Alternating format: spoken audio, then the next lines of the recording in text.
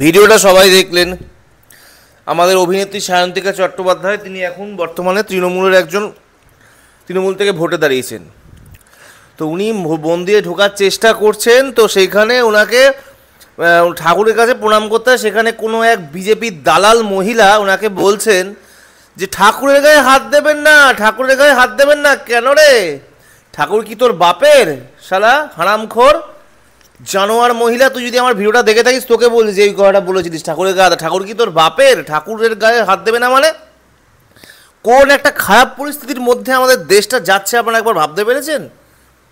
সায়ন্তিকা কী করেছে? সে একটা দল থেকে দাঁড়িয়ে, সে তার কোনো খারাপ রেকর্ড আছে?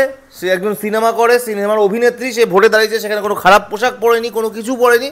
ওখানে এক বিজেপির দালাল বলছে শালা ঠাকুরের গায়ে হাত দেবেন না, শুয়োরের বাচ্চা। ঠাকুর কি তোর বাপের? শালা জানোয়ার মহিলা।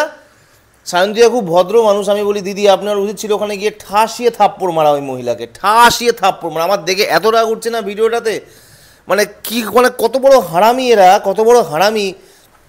মানে ধর্ম নিয়ে ভাগ করে ভেবে নিয়ে যে যারা বিজেপি করে ঠাকুর তাদের। কোন বইতে লেখা আছে ঠাকুরকে তোরা ভাগ করছিস ভগবানের মধ্যে? ভগবানের মধ্যে রাজনীতি আনছিস? ভগবান মানে বিজেপি করলে ভগবান তার, আর কংগ্রেস করলে, তৃণমূল করলে, সিপিএম করলে তার না ভগবান? কোন মূর্খ অশিক্ষিত লোক তোদের এই কথা বুঝিয়েছে? মানে দেশটা কোন দিকে যাচ্ছে?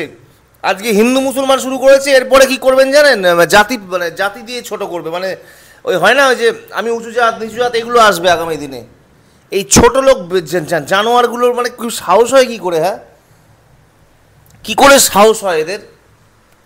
যদি আমার হাতে আমার হাতে যদি 24 ঘন্টার জন্য পাওয়ার দেয় না, ওইসব মহিলাকে মানে কি বলবো, ঠাসিয়ে থাপ্পড় মেরে গাল লাল করে দিতাম। শালা বদমাস মহিলা।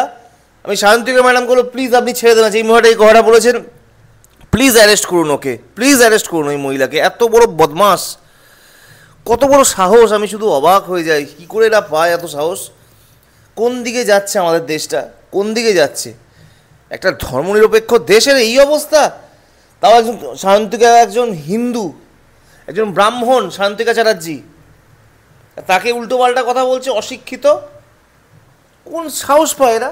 সে ঠাকুরের গায়ে হাত দেবে না। আমার এত রাগ উঠছে না, মানে আমি সিরিয়াস বলছি, আমি এটা কিছু বলে কী করবো, আমার এত ক্ষমতা নেই। প্লিজ আমি মাননীয় মুখ্যমন্ত্রীকে বলছি, ওইখানে গিয়ে যেই মহিলাটা এই করাবে তাকে উপযুক্ত শাস্তি দেয়, তার নামে কেস করুন।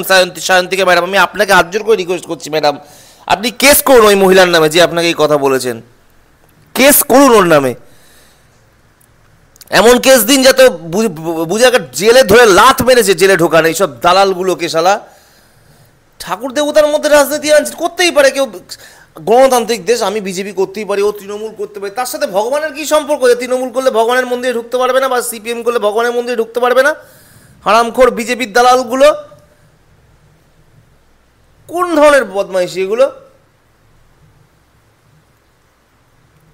বিজেপিতে কিছু লোক ভালো আছে, কিন্তু এই ধরনের কিছু বদমাইশ মেয়ে ছেলের জন্য এরকম, কোন কে সাহস দিয়েছে ঠাকুরকে হাত দেবে না? আবার শেয়ার করছে কিছু পেজ থেকে।